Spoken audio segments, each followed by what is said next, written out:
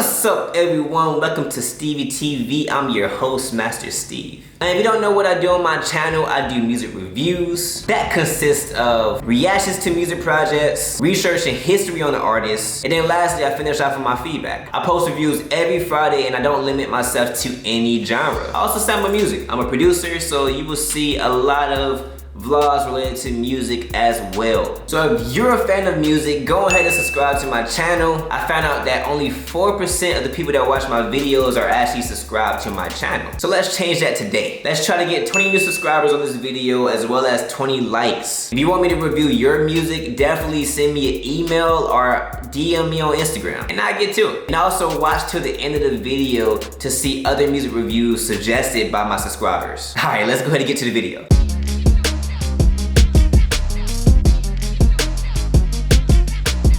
DeJ Loaf just dropped her first album ever, titled Sell Soul 2. Now, one thing that I found interesting is this is her first album and she was signed back in 2014. That's 6 years ago. It's crazy how certain labels treat their artists, but nevertheless, I'm happy for her. I'm happy that she's able to release an album that not only was based off her first mixtape titled Sell Soul, but also a project where she didn't have to lose herself in the process. She mentioned in her Instagram post that this is her original style, so I'm definitely excited. So let's go ahead and get into who DeJ Loaf is for those who don't know. Deja Trimble is a 29-year-old rapper, singer, and songwriter from Detroit, Michigan. Now, as a child, she actually grew up listening to music from Tupac, Rakim, and Miles Davis. But unfortunately, at the early age of 4, her father actually was killed. But that didn't stop her from making music. At the age of 9, she actually started writing music. And fast forward in time, she dropped out of college after her 3rd semester to pursuing music full-time in order to focus on her music career. She started her music career in 2011 under the name Deja. And a fan of Air Jordans like myself, she released a mixtape titled Just Do It, which eventually led her to signing to an independent label titled IBGM, I Began Money. In 2014, my senior year, she became popular from the single Try Me. Try me, try me. It became so popular that Drake himself actually posted on his social media of him singing the lyrics. Following that single, that led to her signing to Columbia Records that same year. And that pushed her to create her next mixtape titled Sell Soul. Now, she made a good amount of guest appearances, including a feature on Conway the Machine's From King to God album. But nothing can really explain why it took 6 years to actually create that first album. I mean, a lot of times these artists sign these big record deals, but the actual record label shelf them due to not either being able to meet numbers or the demands of the company itself. Nevertheless, we have an album and the track list are as follows. Now I'm seeing a couple of my favorite artists. I'm saying Big Sean, I'm saying Rick Ross, I'm also saying Black. And it also seems like Conway the Machine paid her back with a feature as well. I'm gonna definitely look out for that song in particular. So let's go ahead and get into the reaction. Okay, first song up, Bird Call 2.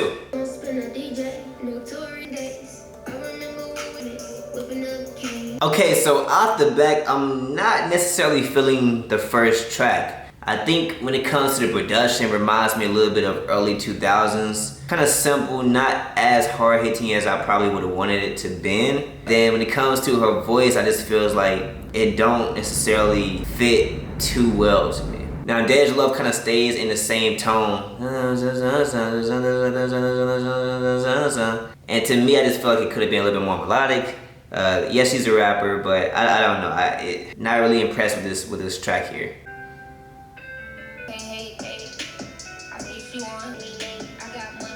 Production wise, I can respect it. I love the beat here. It's a beat that rides, something that has a lot of 808 push-ins, but a nice guitar sample in the back that I really enjoy. When it comes to the top of the song, I actually do enjoy the topic. I mean, it basically talks about her being a queen and her being her own boss. Now, when it comes to the hook of this song, it could be a little bit better. I think I like the queen part, but I don't like the the trouble man part. I don't know. It could have been a little bit more thought out there.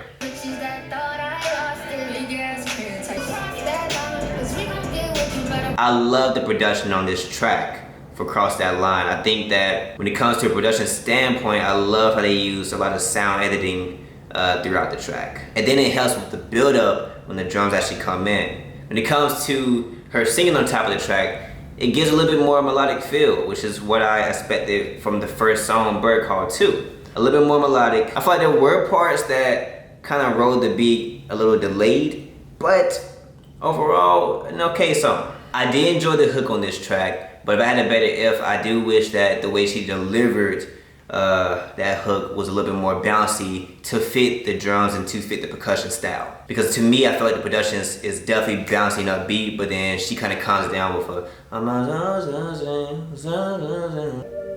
Hey, London, can you bring me a lighter real quick? It's my birthday. There's a lot of like synth sounds that they used, which is pretty interesting and definitely different than the first 3 tracks that's on the album so far. Definitely bouncy, so it's consistent there with production. But Bubbly's an okay song. I do like DeJ Loaf flow on this a little bit better than Queen and Bird Call.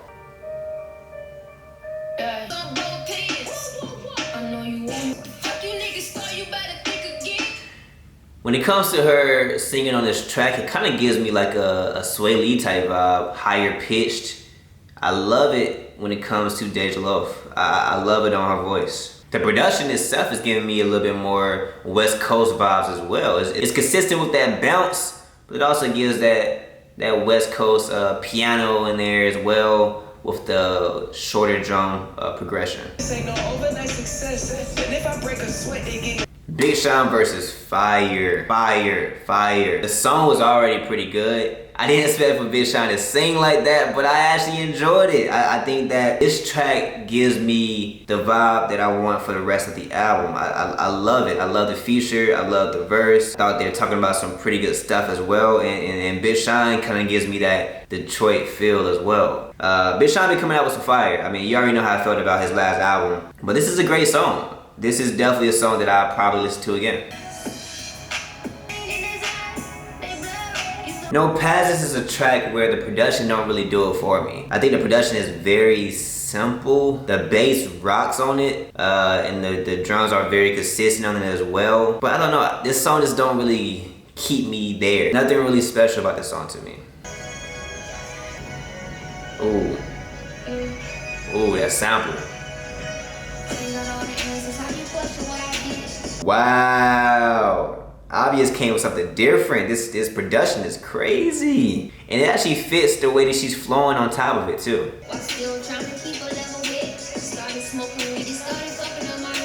With this track, she actually talks more about her family and talks more about the people around her. I think this one is a little bit more personal, and this is something that I actually enjoy. The sample is amazing. It makes you feel like you're listening to like a church song.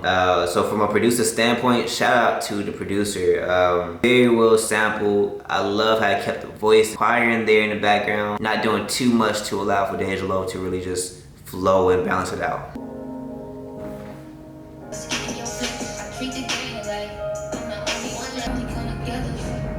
Choose is interesting. The beat is simple. It's more so of a heartbreak song. I could have used a hook there. I thought that a hook would have set the song off. I did enjoy the way she delivered it, but overall the song is just alright. Again, not something that really keeps me listening.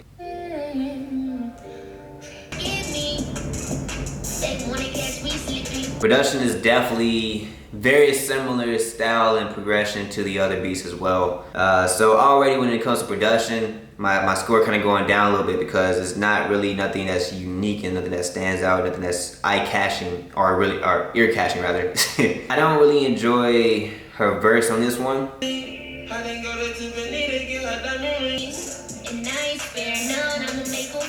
I do feel like her verse again kind of delays the beat there. Gunna's verse I enjoy, not too complex, but something like you could just shake your head to. That production is fire off the back. Let's just say that. The production is pretty solid. And then the way that she's flowing on the production is great too.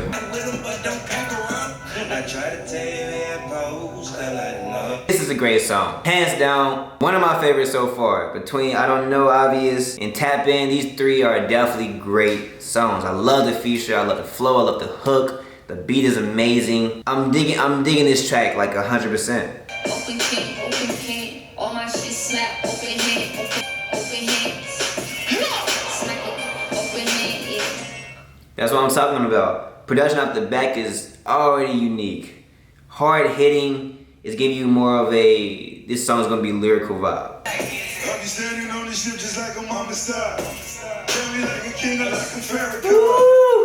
First and foremost, I love Rick Ross. When I was a kid, I used to listen to him all the time. I'm talking about Maybach music like Rick Ross. Killed the verse. I think this beat itself is perfect for Rick Ross. Just because of the way he flows on top of the beat. It's amazing. My dog with his case, nigga. I recently just got into Benny the Butcher, obviously because of his new recent album.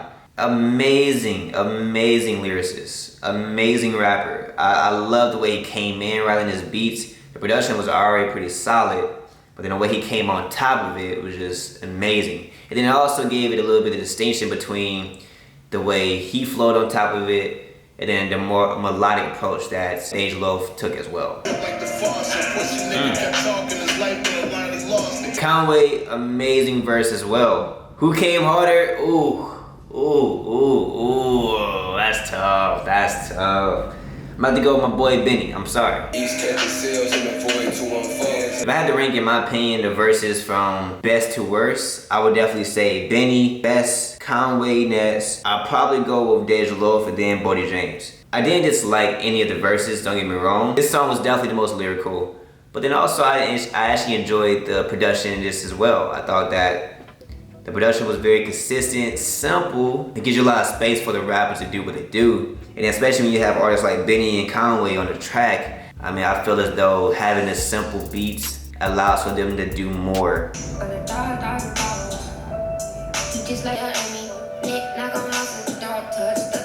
Pretty good song. It's a feel-good song. I love the message in this track. The beat is simple. It could have been better there, but I do love the message of the song. You're just like me if you do certain things. I do find it a little bit repetitive at times.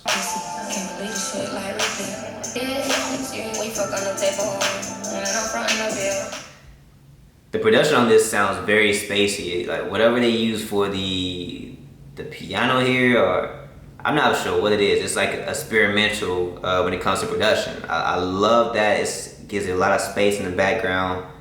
808s knocking, and the hi-hats is driving the song. Lil Uzi Vert was one of those artists where I didn't like at first, but then when you started listening to his music and the way that he flows on certain beats, especially this one, you start to actually enjoy his craft. I think that Lil Uzi Vert is definitely a talented individual.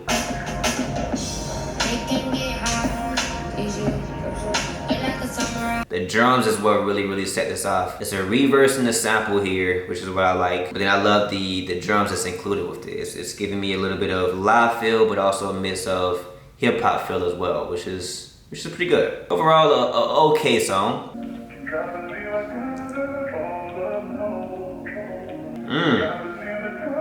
Sample, amazing already. Oh, I need that sample.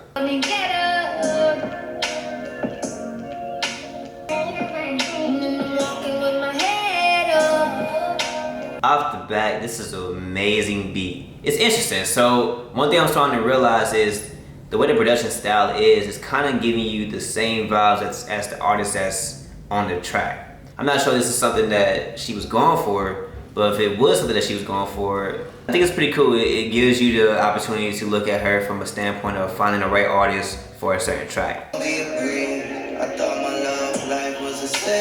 Some things I told myself to keep it strong, you gotta get up. My goodness. Black was the perfect feature for this track. Something about Black that I love is you can just hear the emotion in his voice. It's the way he kind of pronounced some of the words and say certain syllables. Love the way he rides on this beat. I love the lyrics on this beat. I love the vocal range on this beat. And the combination of DeJ Loaf as well as Black was a perfect combination for this track. Overall, I thought this project was alright. When it comes to the length of the project, I definitely thought it was a little bit too long. 51 minutes, and there was a lot of songs where I would definitely took out. Like the ones that I would definitely keep are IDK, Obvious, Open Hand, Tap In, Get Money, and Simply and Up. But the other tracks, it just kind of to me, it just feels like it's there. That's 7 out of the 16 that I enjoyed. The other 9 are tracks that I didn't enjoy as much. When it comes to the artist imagery of the project itself, I think it's a very solid cover design. Very dark. It gives you more center focus on who she is, which is kind of what the album was about. It kind of talks more about, in a sense, her being independent, her doing her own thing, her being a boss, but her also telling a personal side of her as well during the album. To me, when it comes to standouts, I definitely had to give it up to Up. Up is my favorite track, hands down. Obvious is another one when it comes to a production standpoint. That gospel sample was insane. IDK was amazing. Open Hand was also amazing. And then from a lyrical standpoint, Get Money was the best lyrical track there. But again, when it comes to my overall feel for the project, it's alright. I think I will listen to those 7 tracks, but when it comes to listening to the whole entire project again, not a huge fan. So here are my ratings for the project. When it came to production, I gave it a 6, and here's why. So there are tracks that I thought were very solid from a production standpoint, but again, it was only 7 out of the 16. Majority of the tracks were kind of repetitive in a sense. Very similar drum styles, nothing that really stuck out too much. When it came to songwriting, I gave it a 7. Definitely not the most lyrical project in the world. I thought it was decent, I thought it was alright. Vocalism, I gave it a 7 as well. I do personally enjoy DeJ Loaf's voice. I think that when it comes to a melodic standpoint, she should definitely do that more often. And that's really one of the things that really attracted me to her as an artist. And then overall, I feel like I gave it a 6. I'm rating the entire album here. Okay, it's not something I'm gonna listen to again, but there are some tracks that I really did truly enjoy, and I definitely added it to my playlist. So altogether, my final rating for this project is a 6.5. Let me know in the comment section, how do y'all feel? Let me know if y'all feel the same way, or let me know if I'm tripping. But leave a thumbs up for this video. Let's get it to 20 likes and subscribe to this channel. If I had to give a recommendation for this album, I say not really, but at the end of the day, it's up to you. Okay, so I'm reviewing the album by Jordan Ely titled Old Soul New Beginners. Now, Jordan is a 24-year-old singer and songwriter from St. Louis. This is his first project, and I'm definitely excited to review it. Now, if you like people like Chris Brown and Trey Songz, you would definitely love Jordan. This guy can legit sing. No, like legit sing. The things that stand out to me is his vocal control on top of a hard-hitting Migos type beat. If I had to give a comparison, I would also say it gives me a little bit of trap soul vibes alongside with a mix of Chris Brown vocal tones. I mean, it's pretty amazing. And to be his first project, but also only been singing for under a year, I mean, goodness, that's solid. From a production standpoint, beautifully done. There's diversity in sound, instrumentation, as well as samples, but consistency bringing that trap soul vibe and hard-hitting drums. The singing that rides to hard-hitting drums give it that perfect balance and brings everything pretty much together. Now, the track lists are boom. Out of these songs, my favorite tracks are definitely Never Give Up, Magic, and Will You Marry Me? I mean, here it is. Will you marry me? Will you marry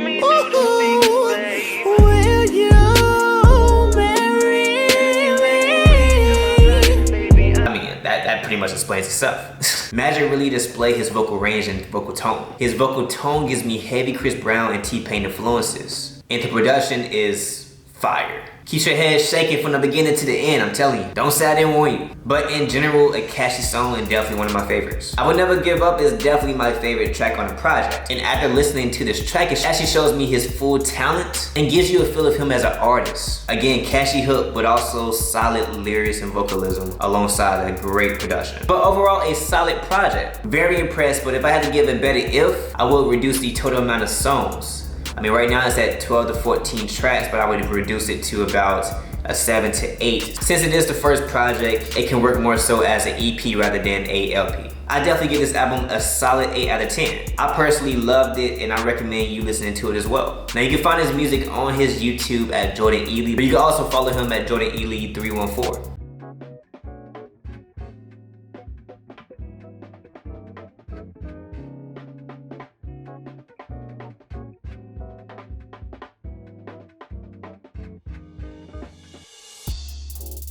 What's up everyone, welcome to StevieTV. I'm your host, Master Steve. Now if you don't know what I do on my channel, I do music reviews that include reactions to music projects,